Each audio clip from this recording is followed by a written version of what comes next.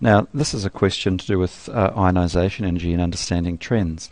It's comparing sodium and magnesium and giving you values for them as they lose their electrons successively. Now, you should understand certain trends, for instance, as you go across a period in the periodic table, ionization energy will increase. You're getting more effective nuclear charge, there's more protons being added, greater electrostatic attraction, and therefore the outer electron is being more tightly bound. It's harder to remove it, it takes more energy. And as we go down a group, generally speaking, what we have is electrons further away. There's more electron shielding, so the electrons are less tightly held, even though we're getting more protons. We're getting that increase in the energy level further out, and more shielding, making it so that it's easier to remove those electrons. Now, this kind of understanding helps you in other questions. It's the same reason as we go across the periodic table that we get a decrease in radius. It gets smaller as we go across. The electronegativity gets greater because there's greater attraction for those shared electrons that can happen in a bond. And ionization energy gets greater as we go across. So all the same basic principles that we use to explain ionization energy apply to other properties. Even conducting electricity, if something has a low ionization energy, the outer electron isn't tightly bound.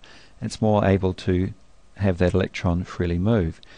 If we go up to the atoms and elements rather that have very high ionization energy, the outer electron is very tightly bound and they're less likely to conduct electricity. So these basic properties can be explained using the same information usually, and this question is to do with ionization energy.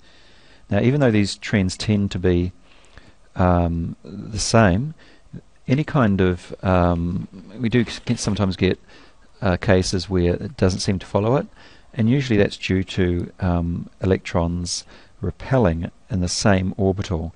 So when you get an orbital, two electrons, and they repel apart, that usually makes it easier to remove that electron. It changes the way it works with in terms of your explanation a little bit, but most explanations to do with those small variables are to do with electron repulsion in the same orbital. Now, in particular, let's have a look at this question. Now, in this question, if we look at the energies, the first ones aren't terribly different. It's what we'd expect as we go from sodium to magnesium. We'd expect the ionization energy of magnesium to be greater for the first ionization energy, and then we go across and we suddenly notice a big increase for sodium. Now, obviously that's because sodium we're now removing an electron from a one orbital closer in, and there's going to be less electron shielding. Now, same thing happens when we go from magnesium to its second to third ionization energy. We get a sudden big increase here, and that's also because we're coming in closer there.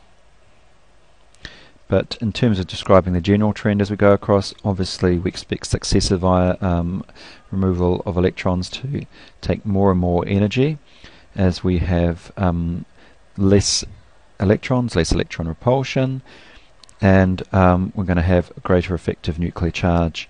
So it's going to take more and more energy to remove those, and that's true for both sodium and magnesium together. So things we should discuss: why the ionization energy of magnesium for the first one is greater than sodium. We should also discuss the difference from the first to second, because we're basically going down to an orbital that's closer in.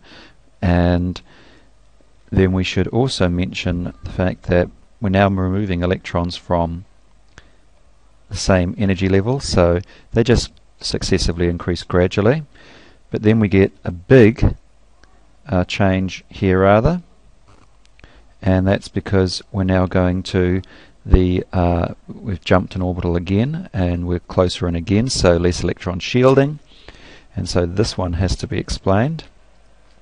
And a similar thing for magnesium, we get a change here, just a small increase here relatively, and then we get a big jump here which we'll need to explain, and then we get again a gradual increase in the ionization energy as electrons are being removed from the same energy level, and then once again we get to the final electrons that are closer in, and we have a big change as we go to that closer in orbital.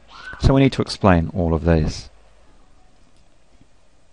Sodium to magnesium, we talk about their ionization energy first. We'd say, in terms of the fact that they really do have a similar electronic structure, electrons are going to be removed from the same energy level, and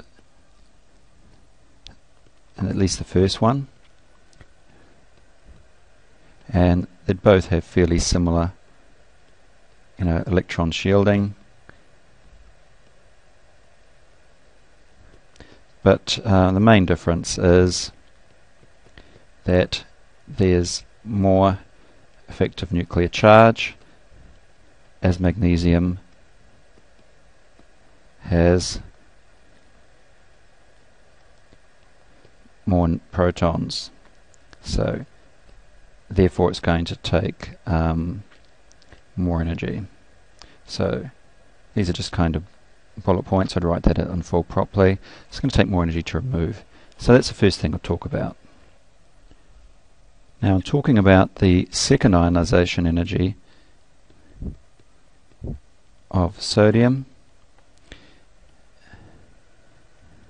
It's being removed from, the electron is being removed from a orbital that's closer in. The shell's, it's lost that electron from the outer shell.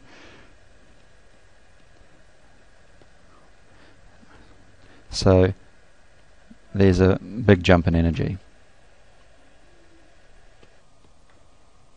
So we'll talk about how the electron being removed from a shell closer, there's a big increase in energy required. As the electron's close to the nucleus, there's less shielding, so it takes a lot more energy. Now a similar thing would be saying for the third ionization energy of magnesium, about the fact that it's being removed from an orbital that's closer in, and it's held more tightly, and it's going to take a lot more energy. So that's what we'll talk about there. Now, so we've explained the first two, the jump between the first and second for sodium, the jump between the second and third for magnesium, and then we should really talk about this pattern as we see through here for sodium and for magnesium, that we basically get a steady increase in the ionization energies as we go across the periodic table, and that's because as we go across we're just removing electrons from the same energy level with the same electron shielding, and so we just expect a steady increase. And then we should talk about, in sodium's case, why there's a big increase here, and in magnesium why there's a big increase for it there. And again, that's just due to the fact that we're now dropping another orbital, getting closer in, electrons being more tightly held. In fact, there's no electron shielding in this case, and that's probably a good point to mention. So, and it's going to take a lot of energy to remove that. Okay, much greater electrostatic attraction. So it's about giving a complete explanation, and instead of writing an answer, I'll leave it at that. One last point though, if you get something you can't explain, for instance, if you're going across a period and you're not getting a successive increase in ionization energy, there seems to be some disparity, look to see and work out the SPD F orbital situation, and fill your electrons up, remembering how that's done, and if you end up, for instance, getting one that's showing a difference between one being paired and not paired.